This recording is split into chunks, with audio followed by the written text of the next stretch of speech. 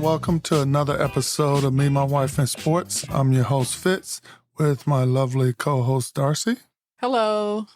All right, another sporting week is down, and a lot of different things have been happening. But before we get into that, I just wanted to shout out my condolences to the Bill Walton's family who passed recently. He was 71 years old. For those who don't know, he played at UCLA where he won several championships and also played in the NBA and did a lot of amazing things with the sport. So our condolences go out to the Walton family.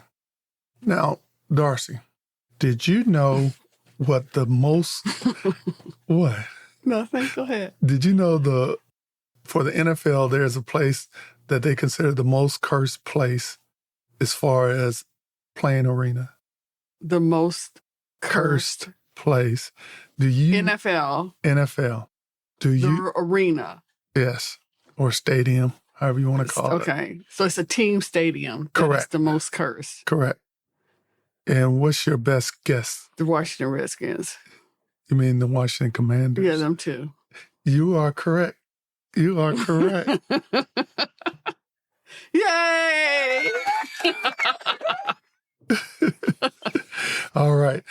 I'm just going to give you a few things that I came across because I stumbled onto this while I was researching some other things.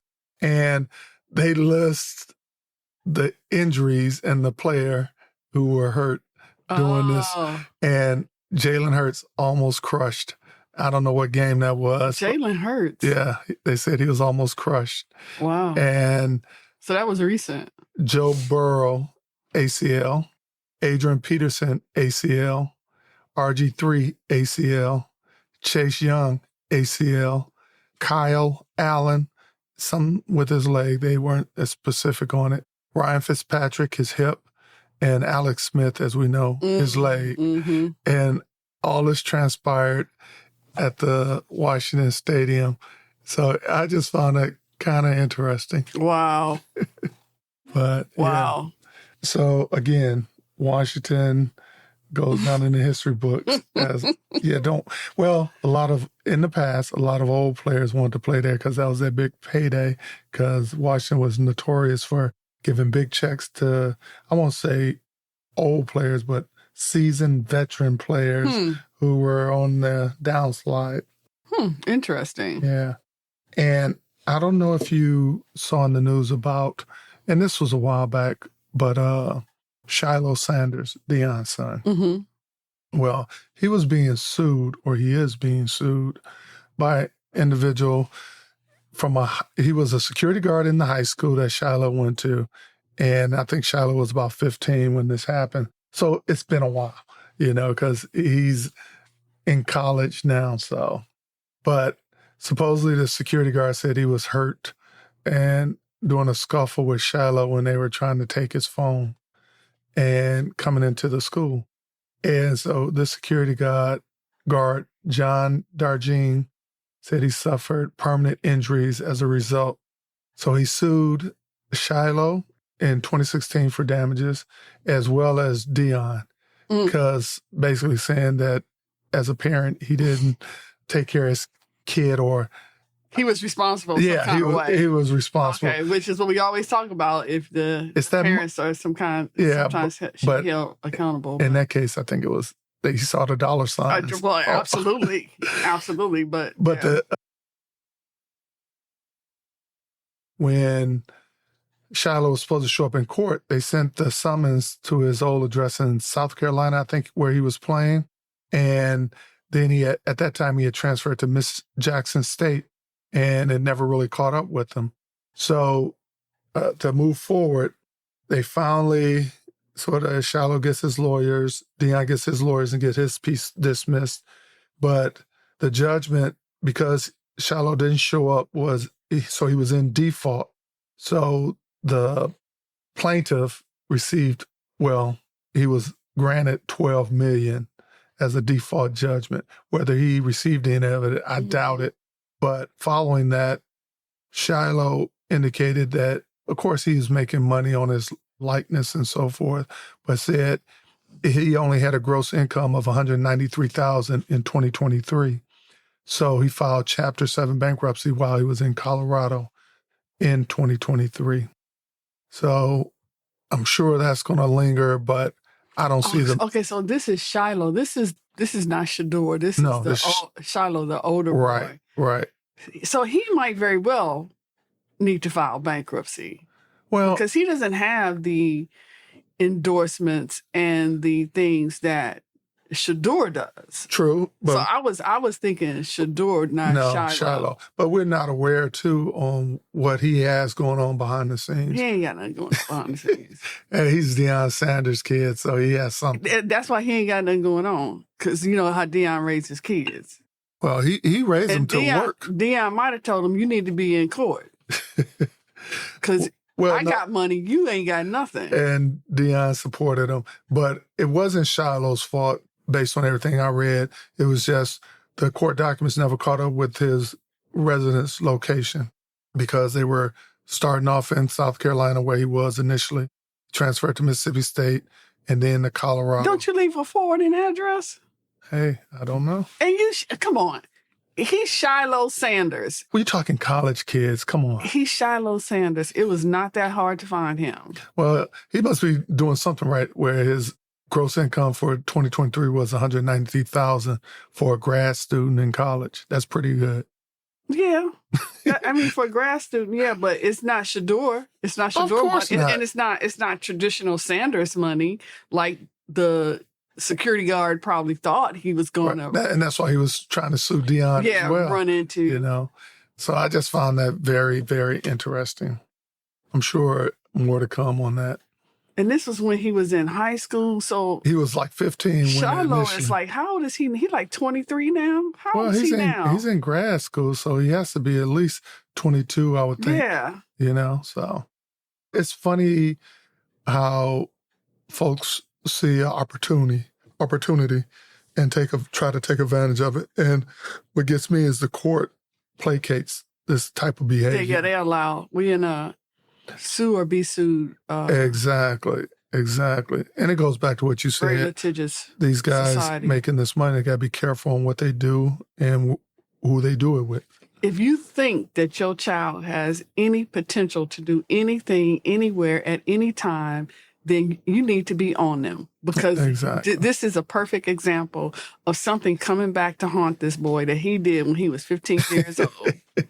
Exactly. And now here he is, 20-something years old, just about to get started and having to file bankruptcy that's going to follow him for another 10, 15 years. Right. He ain't going to be able to own nothing, have nothing, do nothing without it being in somebody else's name. Right. And it's just... Yeah. Parents beware. As Mike Tyson say, it's ludicrous. All right. Now, today's topic that we were going to discuss is the equality of women's sports compared to, of course, men's sports from a professional level. And have they made any progress? Meaning, are the pay scales, have they caught up with the certain sports and so forth? Well, we will discuss and see. I mean, there's so much to be. This topic is far bigger than what we are even going to scratch at the surface on in a 30-minute podcast. But where I would start is a lot of tension has come up on it lately, probably due to maybe this year's March Madness and the attention that the women's teams got because they were doing so good. But a lot of it started with the weight room situation. I don't know if you remember that. What was that? But they took a picture of the women's weight room. Oh, yeah. And compared the women's weight room to the men's weight room. And that was where a lot of talk got started about the unfairness, the difference in the disparity in treatment between the men and the women in NCAA basketball. Right. And so that kind of opened up the door. But a lot has been going on even before that. Well, that started with. If you go way back to the women's soccer team. Yes. But also, I think it got a lot of traction with the upcoming Olympics, which I mentioned before, that this is the first year ever that, of course, the Paris 2024 Olympics, that is a 50-50 representation, both women and men on the field of play. But that's, again, that's, okay, so they went out and they recruited some more women to participate. But when you're talking about the women's soccer team where they had to fight for increases in wages and equitable treatment, in the women's hockey team back in 2017, threatened to boycott trying to reach deals on fair wages and equitable treatment. And, the women's soccer team filed a federal lawsuit for discrimination in pay and playing, training, traveling conditions, equal promotion of games. I mean, that's where the equity in the sports treatment is really in question. Oh, I totally agree. And it's funny you mentioned about the women's hockey. They're actually instituting that in the Olympics, which wasn't there before. Instituting what? The women's hockey in this coming Olympics. Oh, is that so? That's a new sport, women's hockey. Yeah. Oh, okay, in the Olympics. Well, yeah, in the Olympics, but it's been around. But yeah. So that's gonna be interesting. But it was legislation that was signed by Biden, basically promoting the equality amongst men and women in professional sports and other pieces of it, not so much just the athlete, but also CEO positions and things of that nature within the organization.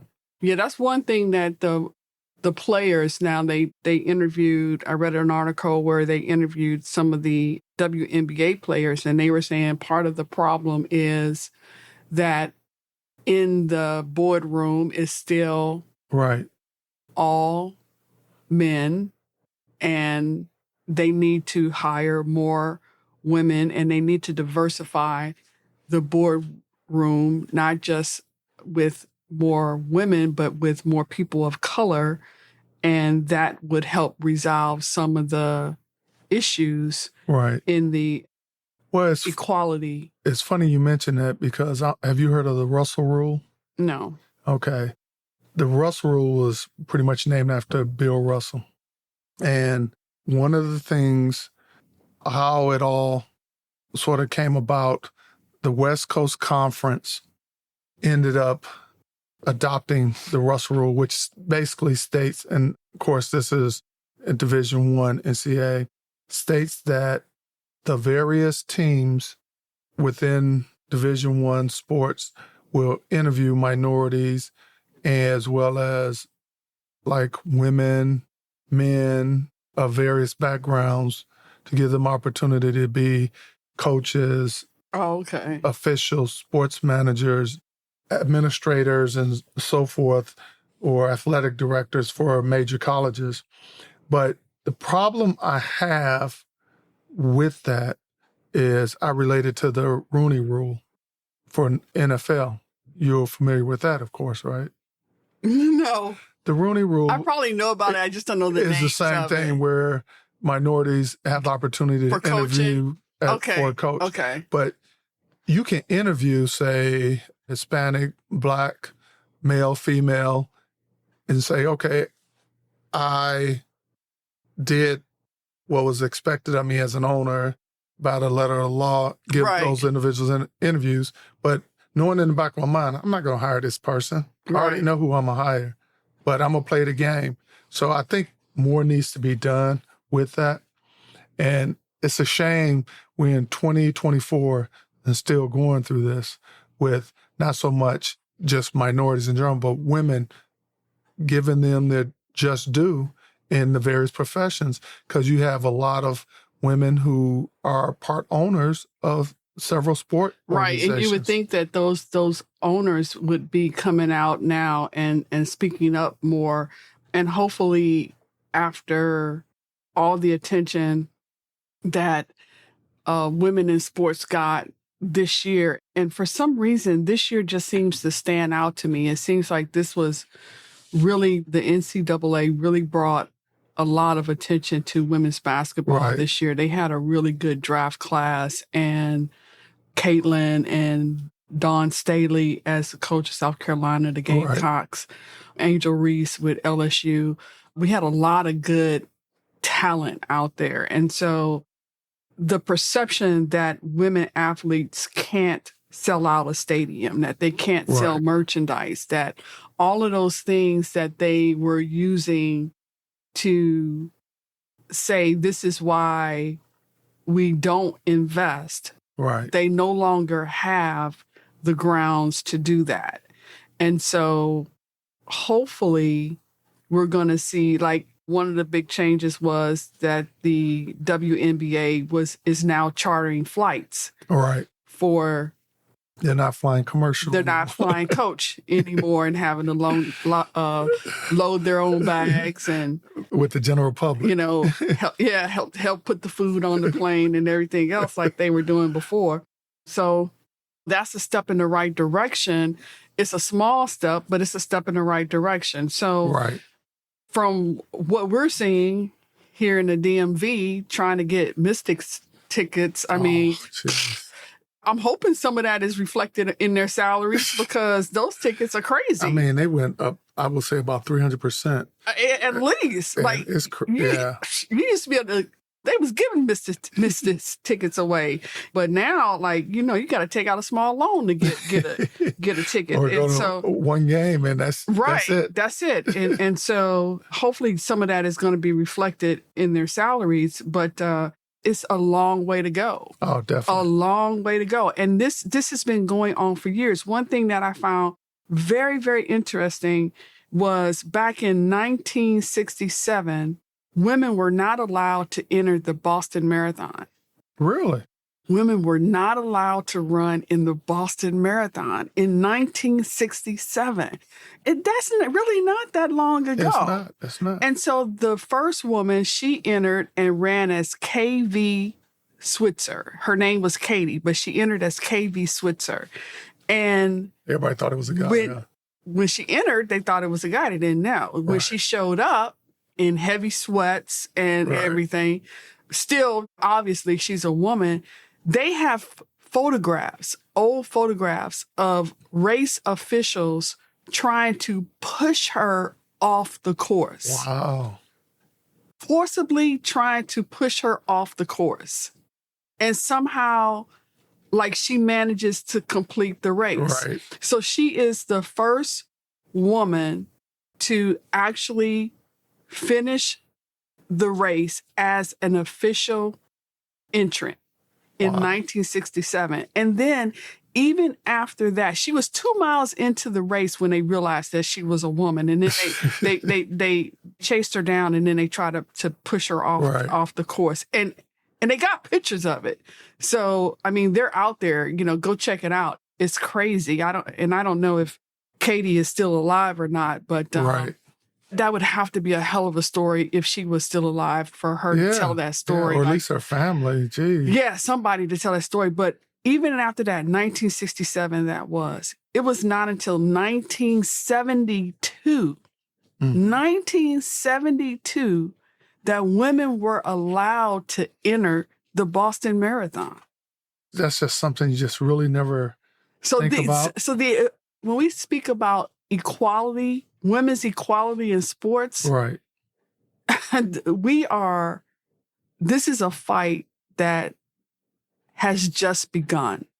Oh, I totally agree. Because there is so much history of inequality and disparity that America doesn't even know about. Right. Because America doesn't want to know about, because America doesn't like to know about their dirty laundry. Well, it's like, look at us now. Look at what we're doing now. Oh, we don't want to know how we got here, but just look at what we're doing now. Well, just like that legislation for equity for women in professional sports, that was only signed by Biden January the 5th in 2023. Right. So we talking. And what does that mean, though? Yeah, yeah. You know, I mean, what does that mean? It's a great gesture. Right. It's like for equal pay for the Team USA Act into law. Basically. Exactly. So, but, you know, if you're not making them hire nobody, which you can't because that's a private. Right. Sports ownership is a private business. Or even if they do hire them, they're not paying them equal to their counterparts. Right. Well, it's funny because if you look at athletes and sponsorship and all those things, the women still are not progressing like they should. Well, you know, I mean, talking about just, marathoning, let me finish this point. 1972, women are allowed to enter the race, the Boston Marathon. 1984, they enter women's marathoning joins the Olympics. So you have men's marathoning. Right. But it's not until 1984 that women's marathoning becomes a sport. So, you know, it's just crazy. There was another example of the inequality. Billie Jean King has been a champion of definitely. Equality in pay for tennis for a long time. And she is quoted as saying, women are taught to be happy with the crumbs, and now we want the cake, the icing, and the cherry on top as well. And she was one of the first women to be very vocal in her sport about equal pay for women alongside of men doing the same sport. But Venus Williams was also a champion with Wimbledon. She had to pressure Wimbledon to pay women the same prize money back in 2005. Right. 2005. You know, she was trying to get this equal prize money in 2005. She wrote a letter to Wimbledon saying, Wimbledon has sent me a message. I am only a second-class champion because they wouldn't pay her equal prize money. And she wrote that essay in 2006. And then in 2007, Wimbledon agreed that the prize money would be the same between men and women. And she received $1.4 million, which was the same as Federer, who had won that same year.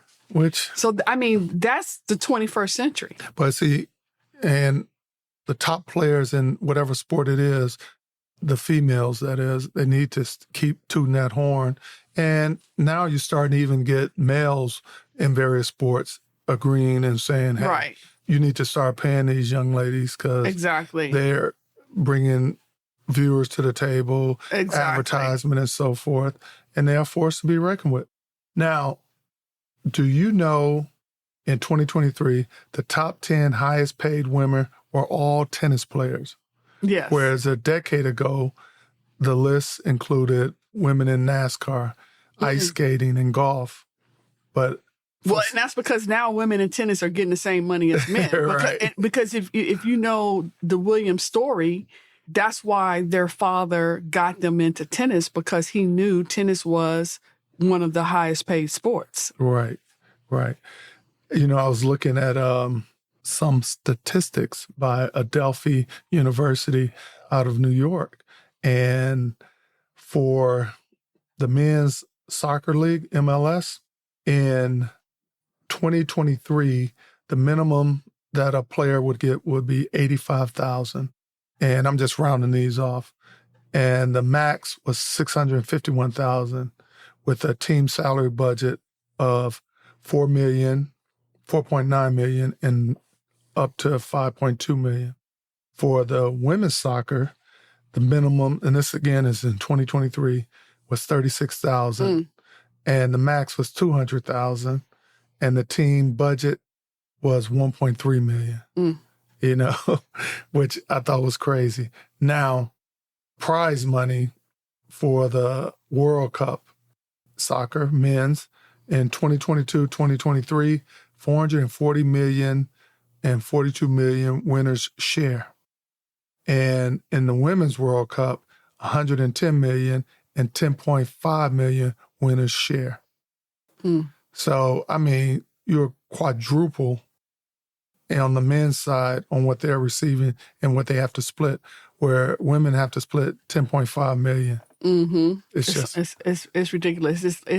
Now, I know we were talking about the WNBA as well, which for the 2022 to 23 season, for an NBA player, the minimum salary is $953,000, and the max salary was $45 million.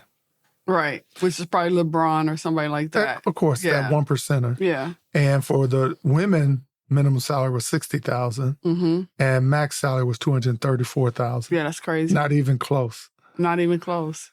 But again, with and if you look at every game that they've televised so far during their very short season, it's been a sellout crowd. Yeah. There's not an open seat that you see on the TV. And you can also tell with the broadcasting now, because they're starting to give them primetime slots. Exactly. You know, before they didn't do that. Exactly. So it's like, it's that old adage that, I don't know, maybe being a woman, you know, I've always heard women, you know, it's like Ginger Rogers. You always hear about Fred Astaire. Who is Ginger Rogers? That was before my time. Yeah, Fred Astaire and Ginger Rogers.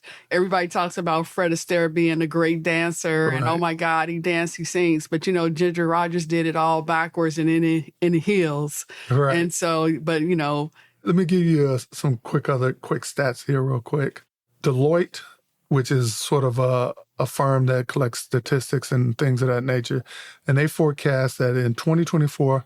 For the first time, women's elite sports will generate a revenue that surpasses $1 billion, a 300% increase on the industry's evaluation since 2021. Yeah, it'd be interesting to see how that trickled down. And they highlight some of the women who are part of that increase, like Coco Gauff for tennis, Caitlin for basketball, and also greater sponsorship opportunities for the women, because the broadcast coverage to promote women's sports over the last decade received an average share approximately about 4% of media coverage. And as of 2022, the percentage has increased to 15 to 20%, and other networks are starting to take advantage of this. But, which I found kind of unique, they said ESPN did not place the 2023 NCAA Women's Basketball Championship in a primetime slot, despite drawing more than 10 million viewers in 2022. And they said in professional men's sports, the average viewership is often lower, like for baseball, 1.5 million, and for NBA regular season game, 1.7 million. So the women on paper were doing it. It's just that the individuals who make the decisions for the networks and the sports were ignoring it. And now it's at a point they just can't ignore it. They can't ignore it anymore. Right. I tell you, like you said, we can't talk about this all freaking day. It's so many pieces to this puzzle that we haven't even began to scratch the surface. Just support your women's teams. Yes. Support your local women's teams, your local college teams, the women's sports.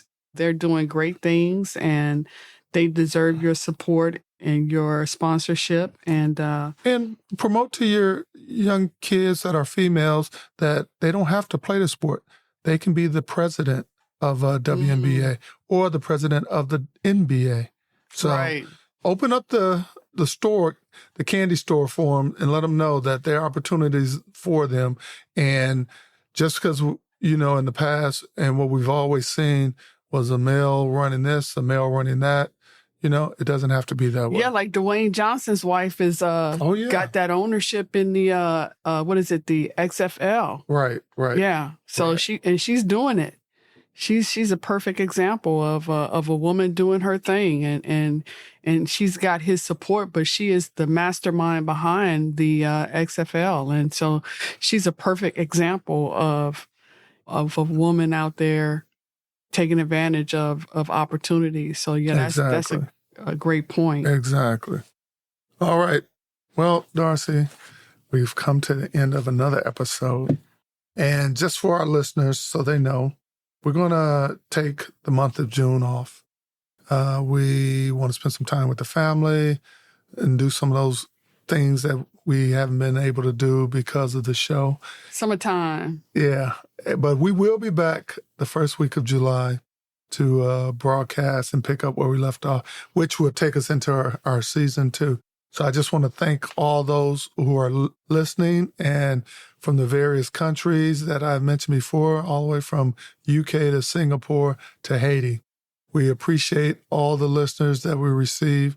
And don't forget, you can always drop us a line, even in our hiatus for the June, at memywifeandsports at yahoo.com. If you have some ideas, some topics you want us to cover, definitely drop that email, post it on the Facebook page or at Instagram. Exactly. Catch up on all the episodes and send us some questions and comments. This is your opportunity to get caught up and let us know your thoughts and questions and comments, and we appreciate all of that. Yes, definitely. Well, with that said, Darcy, any parting words? Nope. Have a great summer. Everybody be safe, and we'll be back in touch. And as always, remember, your mate is a reflection of you.